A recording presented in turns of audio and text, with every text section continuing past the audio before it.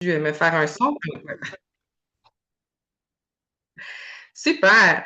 Bienvenue dans le rassemblement virtuel de mobilisation organisé par le Mouvement d'éducation populaire et d'action communautaire du Québec, le MEPAC, et son comité d'éducation populaire autonome, le CEPA. Merci d'être là. Le contexte actuel soulève clairement de l'indignation et une volonté d'agir ensemble.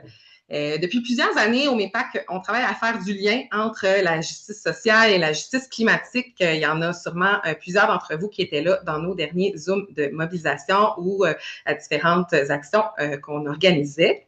Mais cette année, force est de constater là, que la montée des droites et de l'extrême droite, ici et ailleurs, intensifie les crises sociales, augmente les inégalités, puis accélère l'urgence climatique. Donc, on est de plus en plus dans l'urgence. Ce Zoom, c'est une tentative là, de mettre nos histoires de lutte en commun, puis créer un dialogue pour entamer un mouvement commun de résistance. Je m'appelle Catherine, je suis co-coordonnatrice du MEPAL, qui est la table régionale en éducation populaire de la Naudière, puis je vais être l'animatrice pour ce rassemblement virtuel de mobilisation aujourd'hui.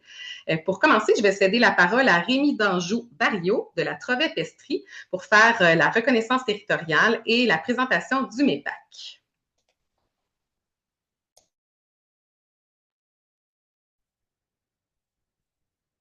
Ma caméra va. Est-ce que l'autre pourrait l'ouvrir? Ah, parfait. Bon, ben, merci beaucoup, Catherine. Donc, je vais commencer avec la reconnaissance territoriale. Nous sommes en Zoom, donc nous venons de différentes places. Donc, on m'a invité à faire celle de l'Estrie. Donc, avant de commencer, nous aimerions prendre le temps de nommer et de reconnaître le territoire sur lequel nous sommes rassemblés aujourd'hui. L'Estrie se situe sur le Ndakina, en territoire non cédé de la nation Wanbanaki, gardienne protectrice des terres et des eaux qui nous entourent. En tant qu'organisation d'action communautaire autonome et de défense collective des droits, centrée sur la justice sociale et environnementale, nous considérons qu'il est essentiel de connaître et de reconnaître les conséquences passées et actuelles du colonialisme et de soutenir la résistance autochtone sur ces terres. Dans le contexte du projet de loi 1 sur la Constitution, qui affirme le droit de protéger les langues autochtones, leur autonomie sur le territoire n'est cependant pas reconnue, tel que décrit dans l'article 23 du projet de loi. Comme le souligne l'Assemblée des Premières Nations du Québec et du Labrador, il est important, dans une perspective décoloniale, de consulter les 42 nations autochtones présentes à travers la province. Leurs droits doivent absolument être respectés. D'ailleurs, le nouveau volet de la boîte décoloniale de Mikana est sorti.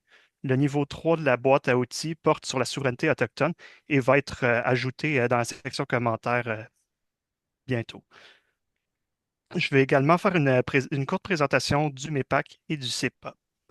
Tout d'abord, pour celles et ceux qui ne connaissent pas le MEPAC, voici quelques mots pour le décrire. Le Mouvement d'éducation populaire autonome et d'action communautaire du Québec est un regroupement national d'éducation populaire autonome. On travaille à la transformation sociale dans une perspective de justice sociale et de manière à faire émerger des solidarités. On regroupe 11 tables régionales qui, elles, regroupent plus de 330 groupes populaires et communautaires dans 12 régions du Québec. Le Comité d'éducation populaire autonome du MEPAC, donc le CEPA, a contribué à la réalisation de ce Zoom de mobilisation. Le comité espère que ce Zoom permettra aux personnes participantes d'apprendre, de réfléchir et d'échanger sur les enjeux de justice sociale et climatique dans un contexte de montée de l'extrême droite. Merci. Merci Rémi. Donc, je vais passer la parole à Michel de la table des groupes populaires de la Côte-Nord qui va nous présenter là, un peu plus notre campagne justice sociale et climatique. Merci, Catherine. Ah, est-ce qu'on pourrait activer ma caméra, s'il vous plaît? Donc, commencer une vidéo, excusez, qualité. OK, le voilà. Donc, depuis maintenant 5 ans, le VEPAC porte la campagne de mobilisation Inégalité et climat déréglé, c'est assez. Cette campagne vise à mettre en lumière les liens étroits entre la crise des inégalités et la crise climatique. Nous luttons pour que la transition ne laisse personne de côté. Deux grandes revendications chapeautent cette campagne. Donc, probablement que plusieurs d'entre vous les connaissent, mais on va les réitérer. Sortir des énergies fossiles d'ici 2030, autant en termes de production, de transformation, d'exportation que d'importation.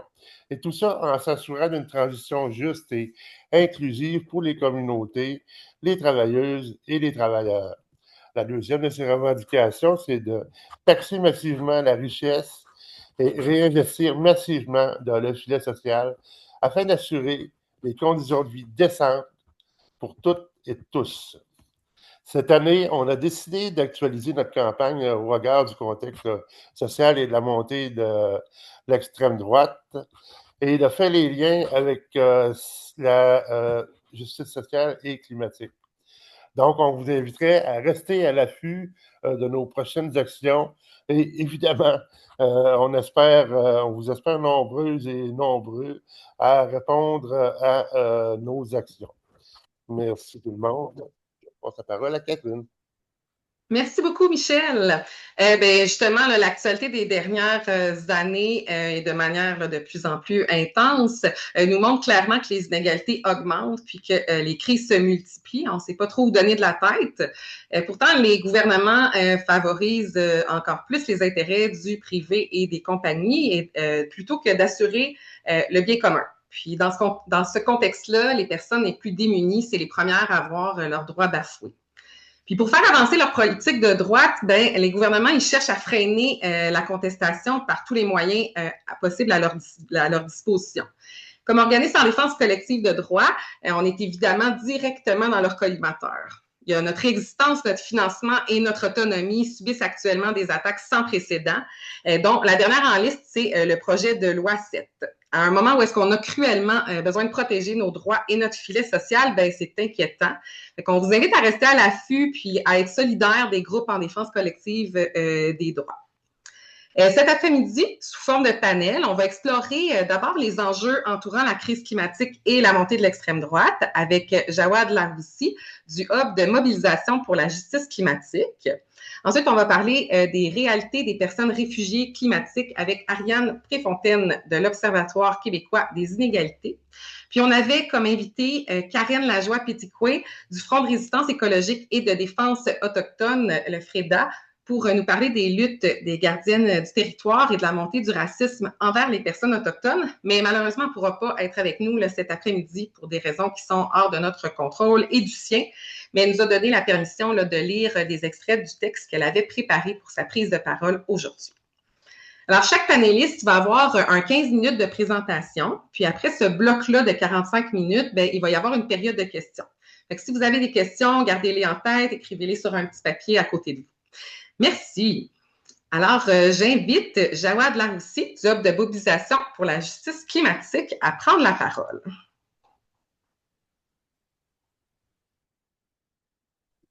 Super. Donc, bonjour tout le monde. Je suis content d'être avec vous aujourd'hui.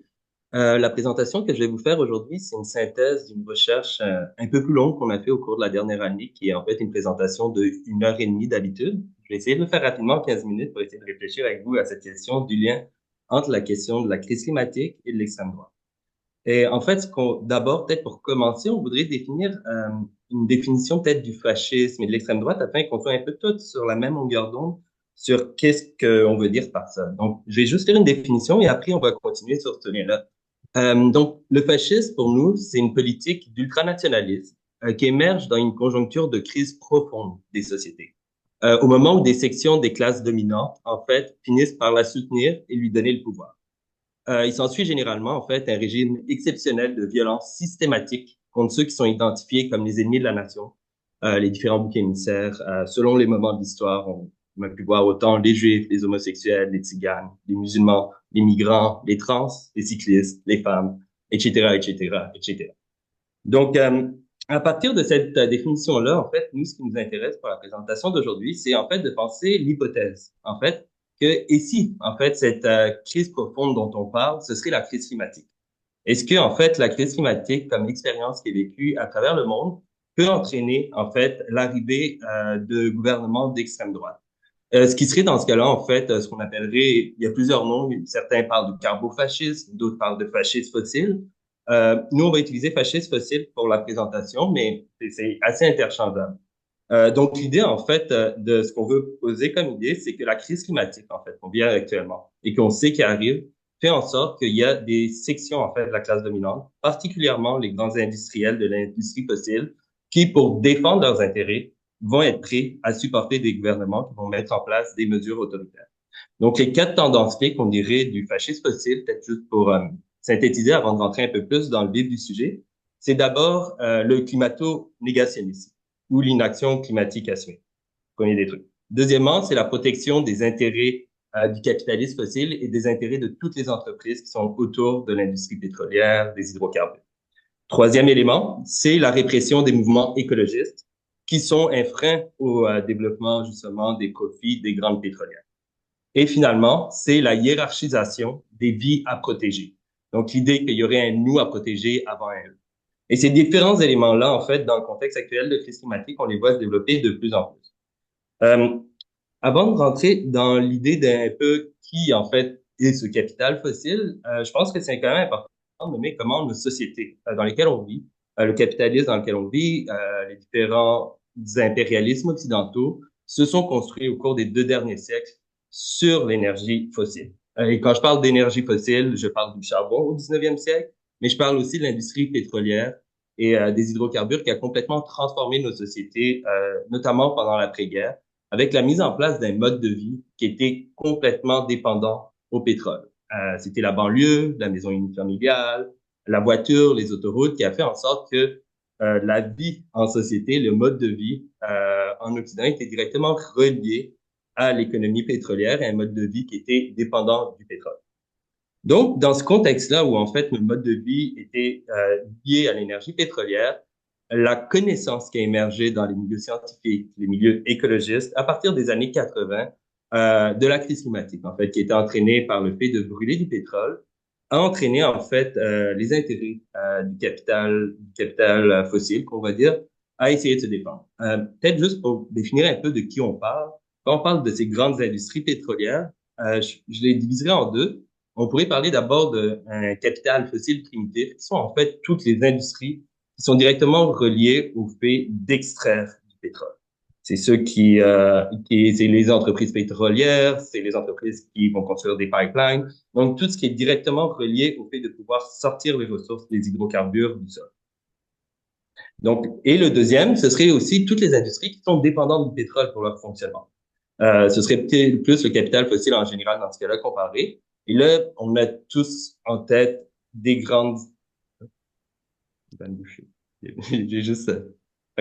Non, c'est bon. Donc, on a tous en tête des grandes industries comme l'industrie automobile, par exemple, qui est elle aussi dépendante du pétrole pour son fonctionnement. Et ces deux éléments-là, donc autant ceux qui extraient le pétrole que ceux qui brûlent le pétrole, dans le contexte de crise climatique et de nécessité de transition, en fait, vivent une crise existentielle. Une crise existentielle parce que si on sort de l'économie pétrolière, le capital fossile primitif, donc les grosses industries pétrolières, sont appelées à fermer. Et les entreprises qui dépendent du pétrole sont appelées à faire une transformation majeure, en fait, de leur mode de fonctionnement. Ça a entraîné, en fait, ces entreprises-là à investir énormément d'argent pour essayer, en fait, d'avoir un impact sur les populations et changer leurs opinions. Au cours des années 80, les entreprises pétrolières ont créé des grandes organisations comme le Global Climate Coalition, qui avait pour objectif, en fait, de interpeller les gens à partir du sujet un peu plus, qu'on pourrait dire, néolibéral. Donc, on parle aux gens en tant que contribuables, en tant que consommateurs, en tant que propriétaires de voitures, pour essayer de développer un discours climato-négationniste. Ce discours-là, à partir des années 90, a commencé à être de plus en plus faible, notamment à cause des recherches scientifiques. On a vu les industries du capital fossile de plus en plus accepter, en fait, que oui, il y aurait peut-être une crise climatique, notamment après Kyoto, après les grandes COP qui ont eu lieu. Ils vont développer ce qu'on appelle une gouvernance climatique capitaliste, avec différentes solutions, en fait, pour prendre en compte la crise climatique sans jamais ne rien changer. C'est un peu l'expérience qu'on a eue des années 90, 2000, et dans lesquels, notamment, c'est tout le capital fossile plus secondaire qui a été touché. Donc, l'industrie automobile qui va essayer de jouer justement sur l'investissement dans les énergies vertes, etc., etc. Ce qu'on voit en ce moment, en fait, c'est que ce discours, en fait, de greenwashing, de capitalisme vert, est lui-même en crise, en fait. Et donc, on voit une crise à la fois du néolibéralisme et de la gouvernance climatique capitaliste. On arrive, en fait, dans une époque où les gens qui sont interpellés par les industries pétrolières dans leurs avec leurs différents think tanks, désormais, c'est en tant que sujet et membre d'une nation constituée. Et donc, on n'est plus dans l'individualisme néolibéral, mais défendre vraiment l'idée que s'attaquer à l'industrie pétrolière, c'est de s'attaquer à la nation. Pour faire ça, en fait, ils ont dû, en fait, construire le pétrole comme étant une sorte de mythe qui est enraciné dans le territoire. Et pour ça, ils ont opposé les différentes extrêmes droites à l'international, les énergies vertes et les énergies renouvelables et les énergies considérées comme les hydrocarbures. L'une qui serait en fait enracinée dans le territoire et donc qui serait nationale, et l'autre l'énergie verte comme par exemple l'éolien, le solaire, qui en fait en n'étant pas enracinée dans le territoire circulent et en fait n'appartiennent à personne et sont justement un contre-exemple pour les discours d'extrême droite, justement. On va voir notamment des groupes comme... il y avait une publicité d'un parti d'extrême droite en Suisse qui comparait, par exemple, les éoliennes à des minarets musulmans. Où on va entendre, par exemple, la chef du Rassemblement national, Marine Le Pen, une figure importante de l'extrême droite française, dire les migrants, c'est comme les éoliennes, tout le monde est d'accord pour qu'il y en ait, mais personne ne veut que ce soit à côté de chez lui. Donc, on voit en fait comment l'extrême droite, à l'échelle internationale, vont s'appuyer en fait sur les énergies enracinées comme un trésor national et vont l'utiliser comme un rapport mythique. Je pense que le meilleur exemple de cet exemple du nationalisme et de ressources, c'est par exemple l'Alberta, avec des équipes de hockey comme les Oilers d'Edmonton ou le Flames de Calgary, où on joue vraiment sur ce rapport-là à la ressource enracinée liée au nationalisme, et dans ce cas-là, le sport est quand même un des éléments centraux du nationalisme. Même si les extrêmes droites vont beaucoup rejeter les énergies renouvelables, je trouvais quand même important de parler que on vit aujourd'hui en fait une transition où une partie de l'extrême droite vont reprendre en fait ces discours-là des ressources enracinées, mais à partir de la transition électrique. On le voit particulièrement aujourd'hui, notamment avec les minéraux rares et critiques, et un peu partout dans le monde, la multiplication des projets d'extraction en fait pour permettre la transition vers l'électrique qui nécessite des batteries. Et ces batteries-là nécessitent des minéraux critiques et stratégiques. Et donc, ces éléments-là, c'est quelque chose aussi qui est de plus en plus présent dans les discours d'extrême droite. À ce propos, l'exemple de Trump est sûrement assez symptomatique de ça. Quand il parle d'envahir le Canada, quand il parle d'envahir le Groenland, c'est pour accéder à ces ressources-là. Et à ces ressources-là, qui, malgré justement son déni climatique, sont quand même importants dans le développement justement de son régime autoritaire. L'autre élément que je voulais parler sur la question du nationalisme, c'est que c'est possible aussi que la crise climatique entraîne une extrême droite à dire que c'est quelque chose qui arrive et que donc faut le prendre en considération. C'est ce qu'on va appeler le nationalisme vert. On va le voir se développer beaucoup, en fait, dans les pays où il n'y a pas de ressources pétrolières disponibles. Notamment, on va voir l'extrême droite italienne qui va prendre des discours sur ce niveau-là, à ce niveau-là. À un certain niveau, le Rassemblement national a essayé de jouer la ligne, en fait, que oui, la crise climatique existe, mais il ne faut pas changer nos modes de vie pour ça. Donc, on voit en fait comment la question en fait d'un nationalisme vert, ou en fait la manière de régler la crise climatique, c'est par une gestion des frontières. C'est une solution en fait qui est une sorte de déni climatique un peu par la bande. C'est-à-dire que la seule réponse qu'on a, c'est de penser strictement une question nationale, alors que la question des crises climatiques est une question qui est nécessairement internationale. Il te reste 5 minutes. Super. Je vais conclure avec la question, en fait, j'ai parlé beaucoup du nationalisme, j'ai parlé du capitalisme qui est lié à ces industries, mais il y a un élément dans l'extrême droite qui est central, c'est la question, en fait, du masculinisme. C'est la porte d'entrée de nombreuses personnes à travers les groupes d'extrême droite. Et ce qu'on remarque, en fait, c'est que il y a un lien entre les discours masculinistes et les discours pro-pétrole, en raison notamment que l'identité masculine, depuis la Deuxième Guerre mondiale, a été construite sur une conception pétrodépendante. Donc, l'homme a été considéré au sortir de la Deuxième Guerre mondiale comme étant un chef de famille, un mode de vie, en fait, où il était capable d'avoir sa propre maison, d'avoir sa voiture, de faire vivre sa famille, sur laquelle il régnait en patriarche. Il y a eu plusieurs changements au cours des années 60-70 qui ont remis en question ce rôle central de l'homme. Et cet homme-là, aujourd'hui, s'identifie en fait à différents éléments de l'économie pétrolière, notamment avec la vie en banlieue, le troc, les voyages, le barbecue, la viande, tous ces éléments en fait qui, par une sorte de drôle de mouvement, font en sorte que être un homme aujourd'hui, c'est de brûler du pétrole. Le problème là-dedans, c'est que ça fait en sorte que les hommes sont le groupe social plus que sur les enjeux de classe, comme la question des riches ou des pauvres, les enjeux raciaux. Savoir si une personne est contre des mesures écologistes, c'est d'abord être un homme qui va changer d'être contre. Donc, il y a quelque chose vraiment d'important là-dedans. On n'a qu'à penser sur les groupes militants qui se sont construits. Est-ce qu'on pourrait imaginer, par exemple, que un groupe qui défend la justice climatique s'appelle les Pères au front? Et pourquoi, en fait, c'est les Mères au front qui construisent ça? Et on voit vraiment, en fait, cette centralité, en fait, de l'identité masculine dans les discours pour pétrole.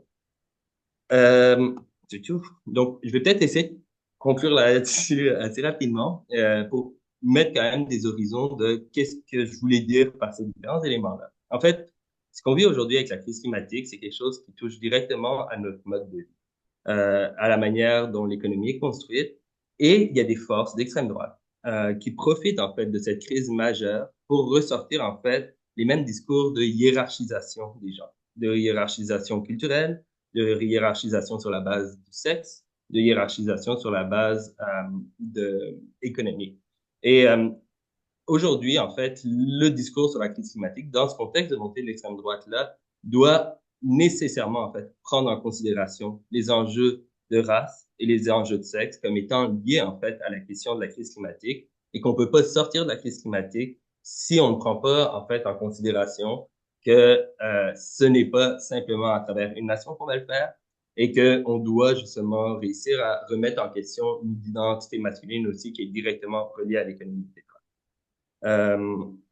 Je vais conclure là-dessus pour le moment, mais on pourra discuter peut-être plus en détail et j'espère que j'ai été assez clair. Merci, Jawad. On va effectivement là, avoir un peu de temps aussi tantôt pour préciser différents points à la période de questions après le panel.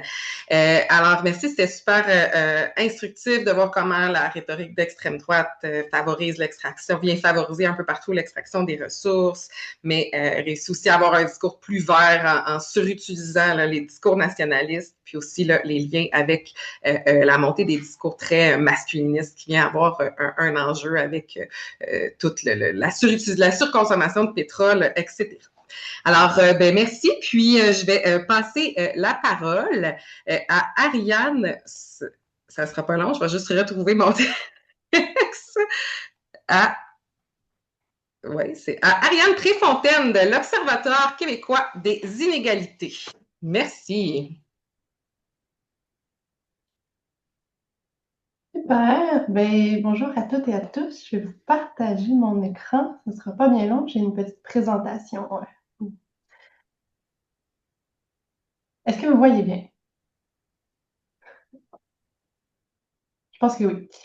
Ben, merci beaucoup, MEPAC, pour l'invitation. Donc, je m'appelle Ariane Préfontaine. Je travaille comme chercheuse à l'Observatoire québécois des inégalités depuis un peu plus d'1 an. Donc, le sujet que je vais aborder avec vous aujourd'hui, c'est à la croisée de 2 enjeux importants, les changements climatiques et la montée de la droite. C'est un sujet super important selon moi parce que les changements climatiques, c'est plus une menace lointaine. En fait, ils provoquent déjà des déplacements de population à travers le monde et en même temps, on observe une montée des discours d'extrême droite, des partis d'extrême droite qui utilisent à leur profit ces déplacements-là à des fins politiques. Donc, c'est pas un sujet des plus simples. Donc, je vais essayer de faire mon possible là, pour essayer de bien expliquer puis vous inquiétez pas, là, justement, à la fin, on va pouvoir en parler peut-être plus en profondeur. Donc, avant de plonger dans le cœur du sujet, je vais vous présenter brièvement l'Observatoire québécois des inégalités. Donc, on est un organisme de bienfaisance qui a été fondé en 2019. Notre belle équipe là, a pour mission de produire, de mobiliser, de rendre accessibles des connaissances finalement sur différentes formes d'inégalité au Québec. Et tout ça afin d'éclairer la prise de décision et de sensibiliser là, un large public.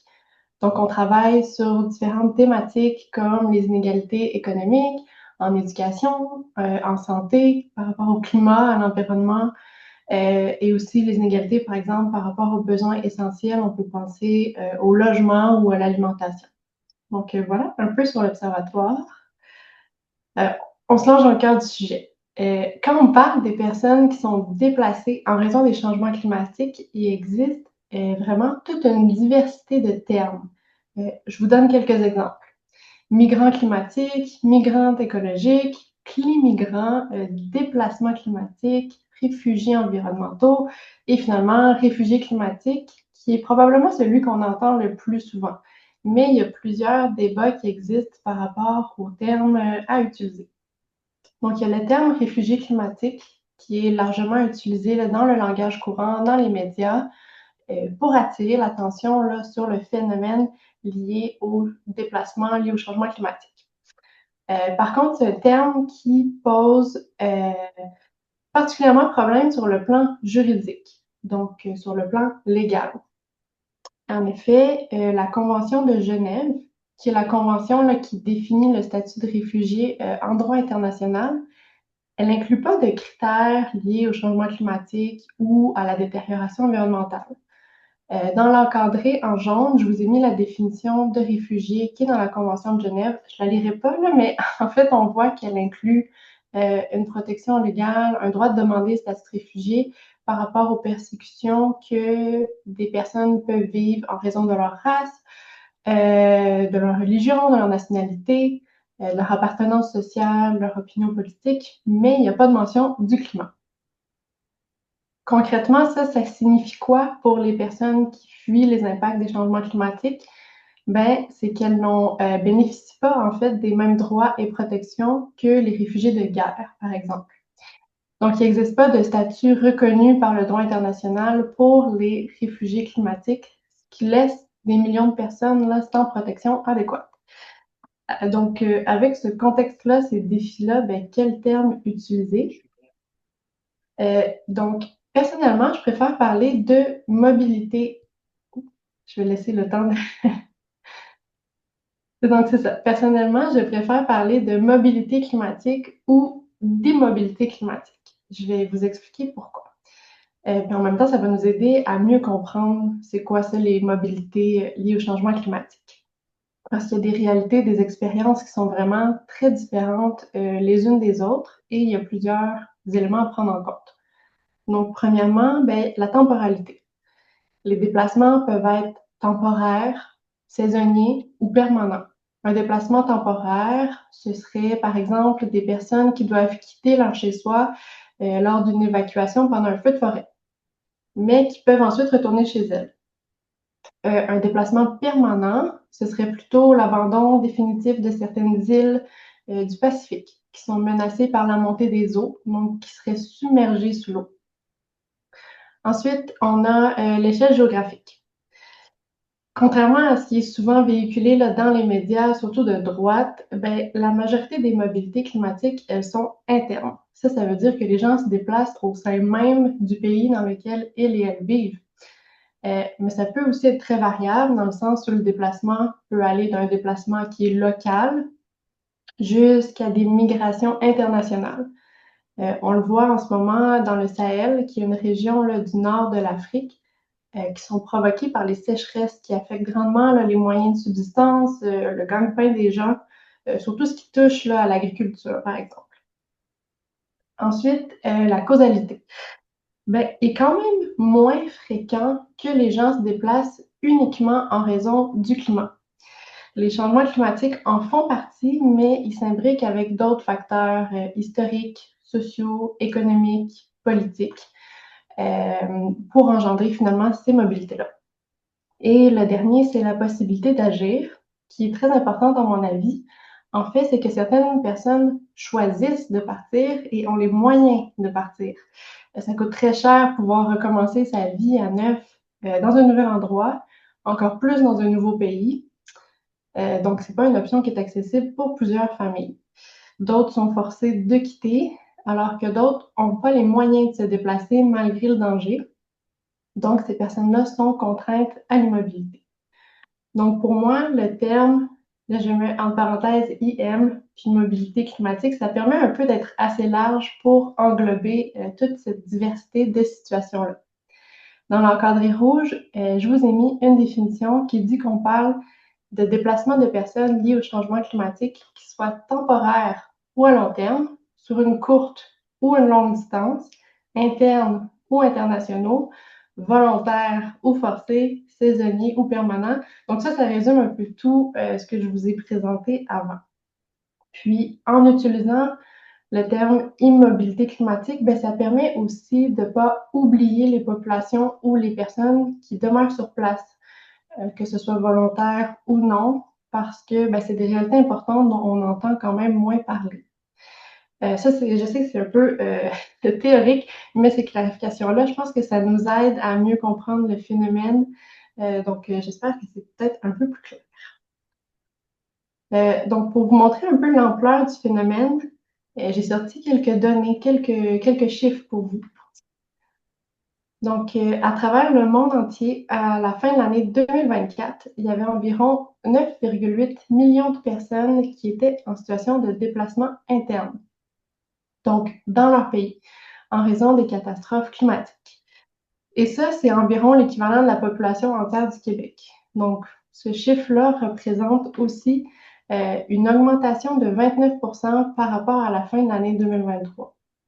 Et ça, c'est pour les personnes qui sont déplacées à l'intérieur même de leur pays. Donc, ça n'inclut pas ceux et celles qui se sont finalement déplacés dans d'autres pays. Ensuite, ce qui est assez préoccupant, selon moi, c'est le nombre de pays qui signalent des déplacements internes qui sont liés à la fois aux conflits, comme les guerres, et aux catastrophes climatiques. Bien, le nombre de pays a triplé depuis 2009. C'est énorme. Ensuite, pour vous donner quelques chiffres plus près de nous, au Canada, il y a eu 717 000 déplacements à l'intérieur du pays entre 2008 et 2024. Et puis ça, c'était principalement dû aux feux de forêt, aux inondations, mais aussi à des températures extrêmes, des tempêtes. Et ça, c'est pas le nombre de personnes, il y en aurait plus, mais c'est plutôt le nombre de déplacements ou le nombre d'événements où il y a eu des mobilités climatiques. Maintenant, je vais vous parler un peu des liens avec les inégalités. Donc, les impacts des immobilités climatiques ne sont pas répartis équitablement. En fait, on l'a mentionné un peu tantôt, c'est les pays, les communautés qui sont les moins responsables des changements climatiques qui, au final, sont les plus touchés et les inégalités existantes sont exacerbées. Par exemple, les femmes puis les filles sont 14 fois plus susceptibles de mourir dans une catastrophe climatique que les hommes et elles représentent aussi 80% des personnes qui sont affectées par les mobilités climatiques. Puis, un autre exemple qui est plus avec des données spécifiques au Canada, en fait, c'est que les communautés autochtones sont en moyenne 328 fois plus susceptibles de vivre des évacuations causées par des événements climatiques extrêmes que les communautés allochtones, donc celles qui ne sont pas autochtones. Et pour aller plus loin, pour vous montrer un peu comment ça apparaît sur le terrain, les personnes autochtones représentent environ 5% de la population canadienne, mais elles étaient 42% de toutes les personnes évacuées en raison des feux de forêt en 2023. Donc, ces deux exemples-là montrent bien que nous ne sommes pas toutes et tous égaux là, devant les changements climatiques. Ariane, Maintenant, il te reste 5 minutes, Ariane. parfait, c'est bon. Maintenant, on va aller voir les liens avec la montée de la droite, l'extrême droite, les discours sur les mobilités climatiques.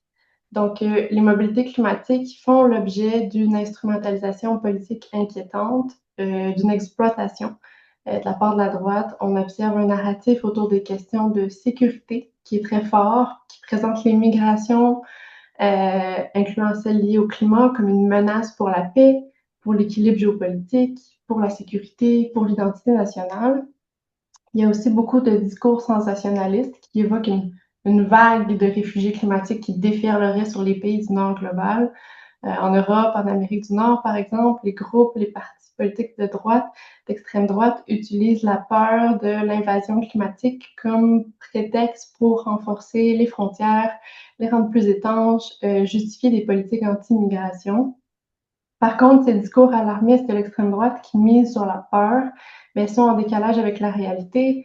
La majorité des déplacements climatiques sont internes, les gens ne quittent pas leur pays d'origine.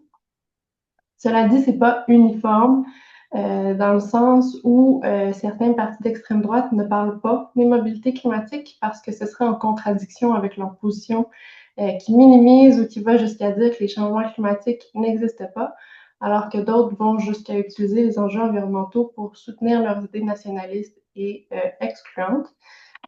Puis, il existe un certain paradoxe. Les effets du réchauffement climatique, comme l'augmentation des inégalités, de l'insécurité économique, ça peut rendre les discours des partis d'extrême droite plus attirants pour une partie de la population et donc soutenir la montée là, de la droite. On va aller un peu plus vers le positif, en tout cas des pistes de solutions avant de terminer. À grande échelle, donc plus à l'international, il y a un principe qui s'appelle le principe de responsabilité commune, mais différenciée. Ce principe-là, ça signifie que tous les pays ont une responsabilité commune de lutter contre les changements climatiques, mais qu'elle n'a pas la même ampleur selon leur contribution historique au changement climatique et selon leur niveau de développement économique. Ensuite, on a aussi le principe de perte et préjudice qui reconnaît les conséquences là, irréversibles des changements climatiques qui sont vécus par les pays, les régions les moins responsables. Donc, on parle de pertes économiques, mais aussi de pertes non économiques comme des décès ou la perte de savoirs ancestraux. Et ce principe-là, ça vise un mécanisme là, de soutien pour ces pays qui en ont le plus besoin. Et finalement, on a besoin aussi pour un cadre juridique international qui est cohérent, qui est solide pour offrir une protection juridique là, des droits des personnes déplacées. Mais sinon, à l'échelle plus locale, ben, on pourrait penser à développer des réseaux de haltes climatiques pour offrir des lieux de refuge qui sont accessibles à l'année longue, peu importe qu'il y a un événement climatique extrême qui survient, ou bien simplement pour offrir un lieu chauffé ou climatisé, surtout pour les groupes plus vulnérables, rendre accessibles aussi des récits locaux d'entraide qui ont eu lieu pendant des tempêtes, des inondations, par exemple. Ce genre de récits locaux-là, ça contribue à contrer les discours d'extrême droite en valorisant la coopération, la fierté communautaire. Aussi, j'ai mis créer des ponts entre les communautés. À travers tout ça, c'est important de garder le dialogue ouvert entre les deux côtés, entre la gauche, entre la droite, ouvrir des espaces de discussion, d'échange avec médiation. Par exemple, faire de l'éducation populaire, on peut penser au MEPAC notamment, pour aider à démystifier justement les discours alarmistes, xénophobes, pour contrer la désinformation. Investir aussi les lieux démocratiques. Donc, on parle de participation citoyenne, de faire du plaidoyer, de participer à des programmes d'éducation populaire, justement. Je vous ai mis une photo là, de la manifestation pour le climat de 2019 à Montréal, là, qui avait ramassé des foules records là, pour cette manifestation-là. Et ensuite, bien, rapidement pour conclure, là, je vais finir là-dessus. Les immobilités climatiques, on l'a vu, c'est un phénomène quand même complexe qui risque de s'intensifier avec l'accélération des changements climatiques. Et si on ne renverse pas la tendance, la montée de l'extrême droite, ça va compliquer la lutte au changement climatique, la mise en œuvre de solutions justes. La force de la droite, c'est souvent la peur, donc il faut miser sur la solidarité, autant à l'échelle locale, dans nos quartiers, dans nos villes, dans nos pays, mais aussi à l'international pour plus de justice climatique, en fait, qui finalement oubliera personne, ne sera personne derrière. Et je vous ai mis juste quelques références. Si jamais ça peut en intéresser, ça va être disponible après, là, justement, le PowerPoint. Et si vous voulez rester informé là, de ce qu'on fait à l'Observatoire, il y a plusieurs moyens de nous suivre juste ici. On a notamment un article qui devrait sortir sous peu sur les inégalités et l'extrême droite. Donc, voilà. Et merci beaucoup pour votre attention. Puis j'espère que ça a quand même été clair. Merci beaucoup, Ariane, de nous avoir parlé là, de la situation des réfugiés climatiques, puis aussi faire du lien de comment là, l'extrême droite ralentit la lutte pour les changements climatiques, utilise les boucs émissaires, tout ça. Alors, merci. Donc, comme j'ai dit au début, malheureusement, on n'a pas avec nous Karen Lajoie-Petitcoué, qui, c'est ça, pour des raisons hors de notre contrôle et du sien, mais elle m'avait envoyé son texte, donc sommaire de ce qu'elle voulait dire. Alors, je vous propose de vous en lire quelques extraits. Ça va nous donner un peu une idée des enjeux auxquels elle fait face et de ses luttes au sein de Freda. Alors, voilà. Bon. Alors, Kwekaskina. Je suis Karen, coordonnatrice de FREDA, le Front de résistance écologique et de défense autochtone. Je suis Atikamekw-Nerisio. J'ai 51 ans et ça fait une trentaine d'années que je suis engagée dans les luttes de classe, antiracisme, anticolonial, féministe intersectionnelle. Tout ce qui touche aux droits autochtones et aux droits humains. Depuis mon adolescence, je marche, je manifeste, j'apprends, j'éduque, j'organise. La première manifestation que j'ai co-organisée remonte à 1994. Depuis, j'ai navigué à travers une multitude de collectifs, d'organisations, de mouvements populaires et de groupes d'éducation communautaire. Ce qui a changé dans ces dernières années, c'est non seulement le niveau d'urgence, c'est la qualité des liens qui nous soutiennent. Avec Freda, j'ai trouvé une vraie sororité, une famille, un cercle, un espace où l'on porte ensemble la douleur, la colère, la terre et aussi la guérison.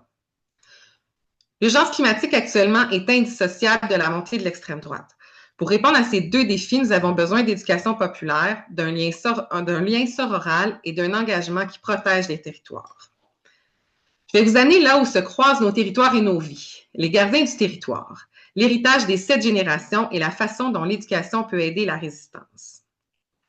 Le paysage politique et écologique d'aujourd'hui est traversé par des forces qui se nourrissent mutuellement. Déforestation, menaces sur les territoires et une rhétorique qui normalise la violence et l'injustice. Sur les réseaux sociaux, la rhétorique raciste et xénophobe se propage plus vite que jamais. Ça touche nos communautés, nos langues, nos savoirs et nos lieux de vie ici, sur le territoire. Nous sommes sans cesse invalidés, et ce depuis toujours. Nous ne demandons plus la parole, nous la prenons.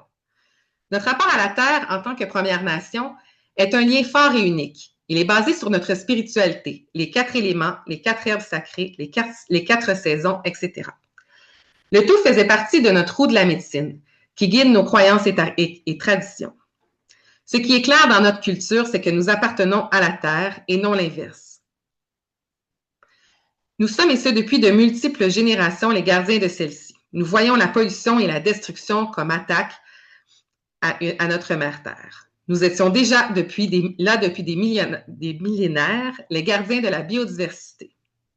Malheureusement, la colonisation a mis à rude épreuve l'équilibre de tout ce qui fait de nous des humains et des gardiens sur la Terre-mère. Récemment, on a beaucoup été sur les enjeux du projet de loi 97. Ça a été une étincelle qui a intensifié certaines dynamiques. Il y a eu plus de haine en ligne, plus de menaces, plus de microagressions. Les microagressions, en fait, devenaient des agressions réelles et concrètes. Les gens y allaient de leurs commentaires qui vont complètement contre la nature, souvent, dirait-on, simplement par plaisir de dénigrer les premiers peuples. On est aujourd'hui debout parce qu'on a refusé de disparaître. Cette énergie se manifeste dans chaque geste, chaque parole, chaque lutte contre l'oubli. Le lien avec les gardiens et le territoire est crucial. Le territoire Nerisio-Aski au Québec, ce n'est pas un décor. Il organise notre survie, notre biodiversité et notre culture. C'est notre maison, notre garde-manger et le futur de nos enfants et des vôtres d'ailleurs. Protéger ces terres, c'est protéger une manière de vivre et d'apprendre ensemble. L'urgence climatique, c'est une question démocratique et sociale. Lorsque la Terre est menacée, c'est la justice humaine qui est en jeu. Les peuples autochtones et les communautés vulnérables portent le poids le plus lourd. Comment l'extrême droite exploite ce contexte? Par la peur, le dénigrement des savoirs autochtones et une instrumentalisation du sentiment d'insécurité. Le discours s'appuie sur une vision restrictive du pouvoir et de la réussite. Une masculinité blanche, hétéro, fortifiée, puissante, qui peut séduire dans un monde complexe. Les réseaux sociaux jouent un rôle clé. Désinformation des faits, propagation de stéréotypes et création d'un moi contre eux qui légitime des mesures antidémocratiques et antiterritoriales. Conséquences sur nos territoires et notre biodiversité, déforestation accrue, risques pour les écosystèmes, pression accrue sur les communautés qui vivent de ces terres.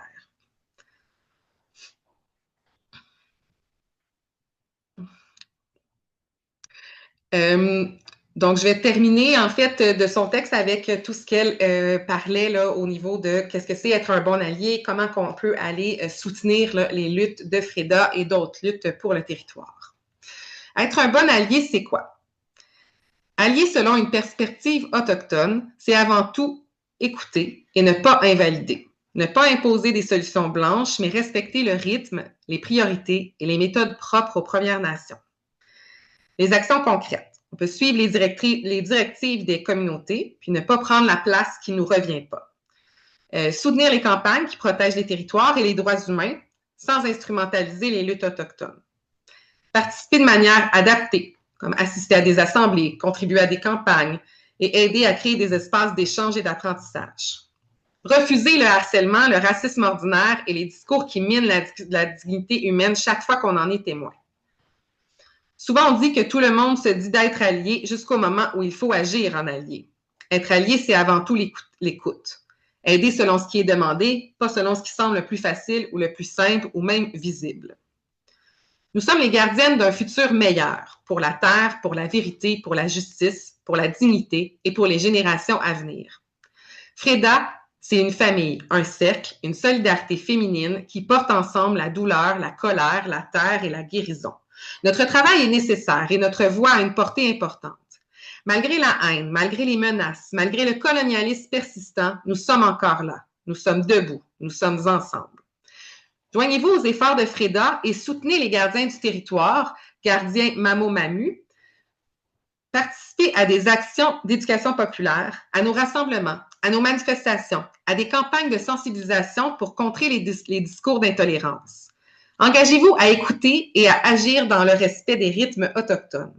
Soutenez les initiatives qui protègent les territoires et les droits humains. Joignez-vous aux luttes pour la terre, car la lutte pour le climat est indissociable de la lutte autochtone.